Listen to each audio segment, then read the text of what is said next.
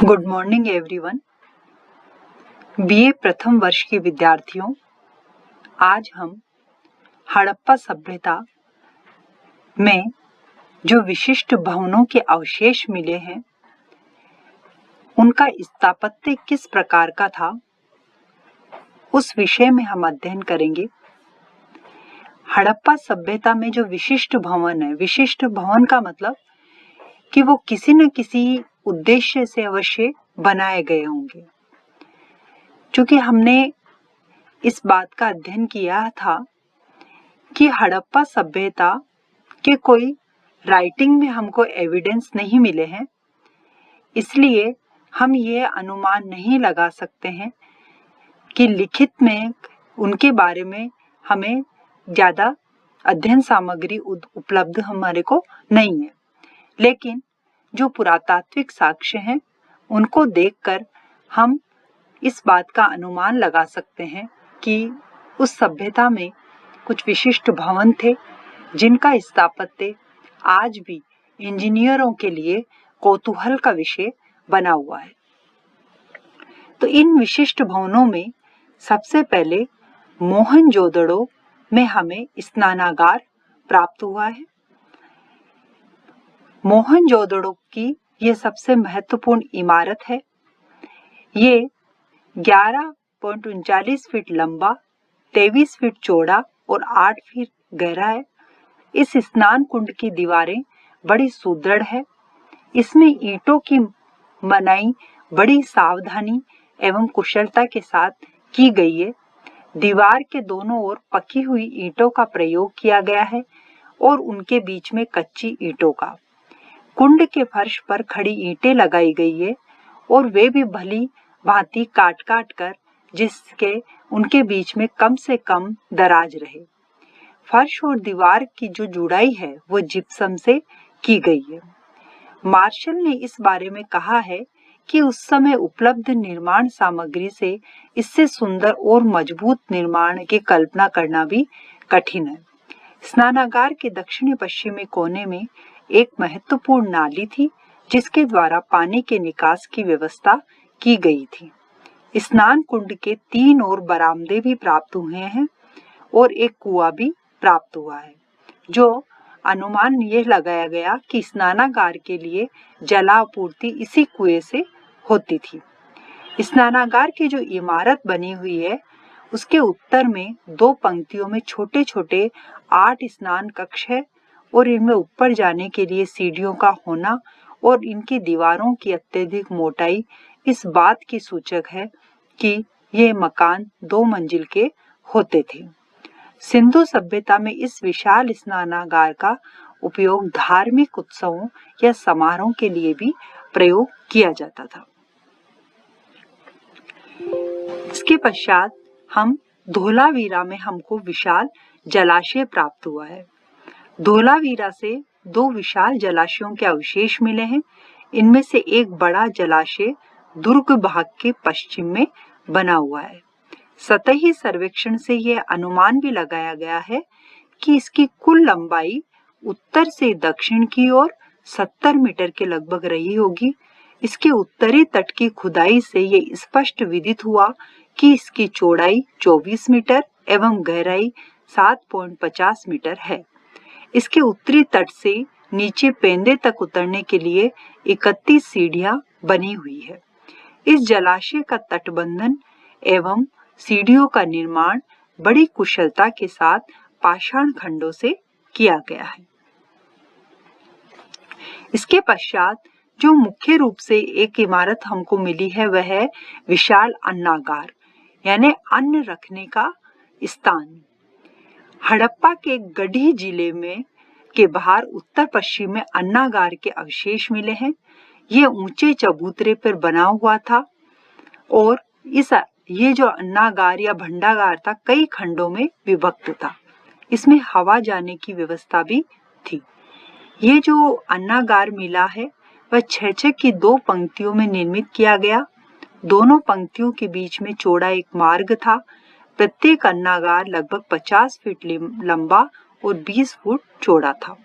ऐसा प्रतीत होता है कि रावी नदी से इस अन्नागार में सामग्री आती जाती थी। संभवतः यह अन्नागार राजकीय था।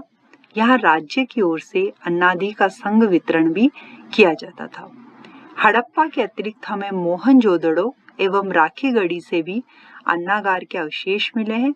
इस प्रकार के अन्नागार मेसोपोटामिया के नगरों में भी थे। लोथल में हमको गोदीबाड़ा यानी डॉकयार्ड, जिसे हम बंदरगाह का हिस्सा बोल सकते हैं, इसके बारे में कंपटीशन पॉइंट ऑफ व्यू से भी कई बार पूछ लिया जाता है डॉकयार्ड के बारे में। ये हमको लोथल में मिला है। लोथल में जो पक्की ईंटों से निर्मित एक ढांचा मिला है, एसआर राव ने गोदी या डॉकयार्ड बंदरगाह का एक महत्वपूर्ण हिस्से के रूप में प्राप्त हुआ है।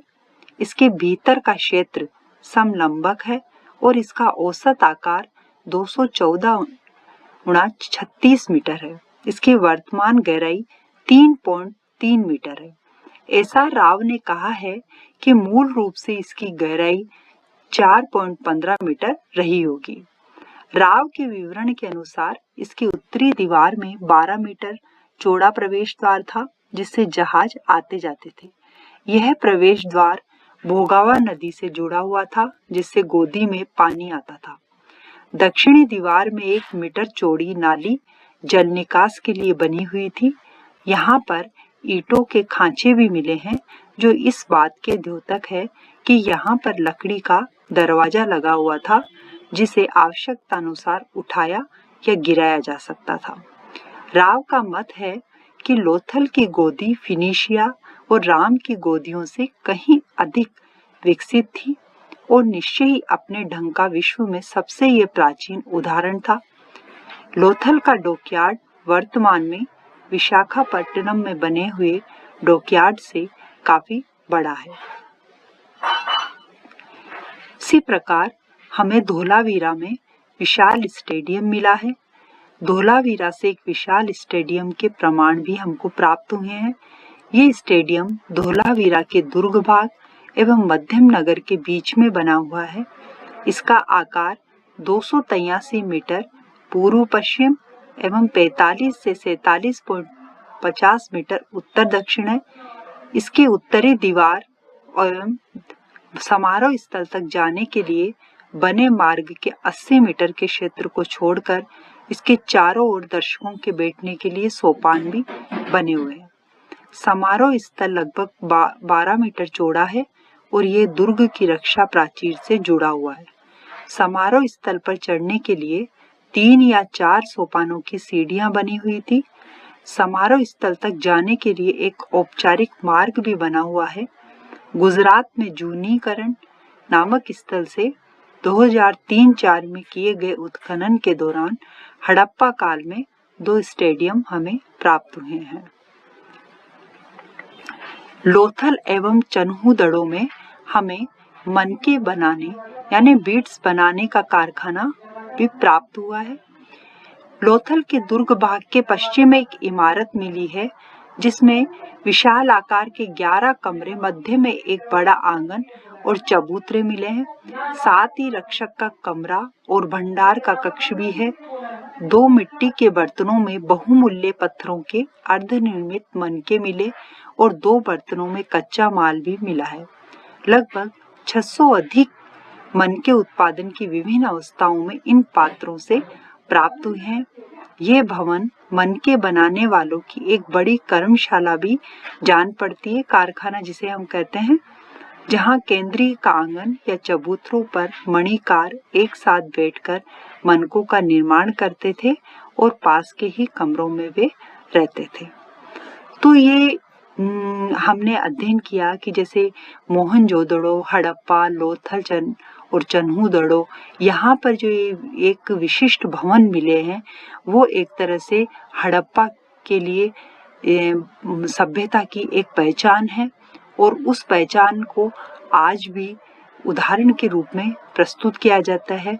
लोथल में जो गोदीबाड़ा या डॉकयार्ड के बारे में अभी हमने चर्चा करी थी, वह एक बंदरगाह का ही एक रूप था, जो नदी मार्ग से जुड़ा हुआ था। तो स्टूडेंट्स, जैसे हमने ये सारे विशिष्ट भवनों का स्थापत्य किया, वो उस समय की इंजीनियरिंग के हिसाब से आज भी महत्वपूर्ण स्थान रखता है। Thank you.